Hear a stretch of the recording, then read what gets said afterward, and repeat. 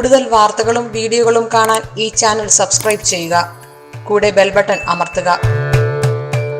Asia live ടിവിയിലെ feng shui പ്രോഗ്രാമിലേക്ക് ഏവർക്കും സ്വാഗതം. ഇന്ന് നമ്മൾ ചർച്ച ചെയ്യുന്നത് കുടുംബ ജീവിതത്തിലേക്ക് മൂന്നാമതൊരു വ്യക്തി എങ്ങനെ കടന്നു വരും, അല്ലെങ്കിൽ ആ ഒരു വ്യക്തിയുടെ സാന്നിധ്യം ഉണ്ടാകുന്നത് എങ്ങനെയാണ്, അത് ആ ദോഷം എങ്ങനെയാണ് ഫെങ്ഷു പ്രകാരം സംഭവിക്കുന്നത് എന്നുള്ളതാണ് പറയുന്നത്.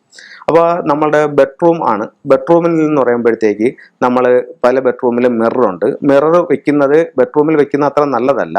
മാത്രവുമല്ല, നമ്മൾ കിടക്കുന്നത് കണ്ണാടിയിൽ കൂടെ കാണുകയാണെന്നുണ്ടെങ്കിൽ നമ്മുടെ ജീവിതത്തിലേക്ക് മൂന്നാമതൊരു വ്യക്തി കൂടി കടന്നു വരാനുള്ള സാധ്യത വളരെ കൂടുതലാണ്. ഇത് ഫെങ്ഷുയിൽ എടുത്തു പറയുന്ന ഒരു കാര്യമാണ്.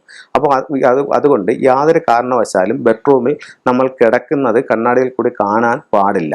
അതുപോലെ തന്നെയാണ് പ്രധാന വാതിലിൽ നിന്ന് പുറത്തോട്ട് നോക്കുമ്പോഴത്തേക്ക് വലത് സൈഡിൽ വെള്ളം വരുന്നതും അത് നമ്മുടെ ജീവിതത്തിൽ ഇതുപോലുള്ള ദോഷങ്ങൾ ഉണ്ടാക്കാനുള്ള സാധ്യത വളരെ കൂടുതലാണ്.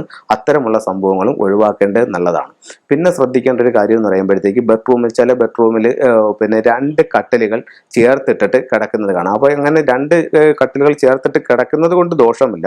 പക്ഷേ എന്ന് പറഞ്ഞു കഴിഞ്ഞാൽ രണ്ട് കട്ടിലുകളും ചേർത്തിട്ട് കിടക്കുമ്പോഴത്തേക്ക് ഒറ്റ ബെഡ്ഷീറ്റ് കൊണ്ട് ഈ രണ്ട് ബെഡും കവർ ചെയ്യേണ്ടത് വളരെ അത്യാവശ്യമാണ്. പിന്നെ ശ്രദ്ധിക്കേണ്ട വേറൊരു കാര്യം എന്ന് പറഞ്ഞാൽ, നമ്മൾ കിടക്കുമ്പം നമ്മളുടെ കാലോ നമ്മളുടെ തലയോ ടോയ്ലറ്റിന് നേരെ വരാൻ യാതൊരു കാരണവശാലും പാടില്ല. ഇത്തരം കാര്യങ്ങൾ വളരെയധികം ശ്രദ്ധിക്കേണ്ട ഒരു കാര്യമാണ്.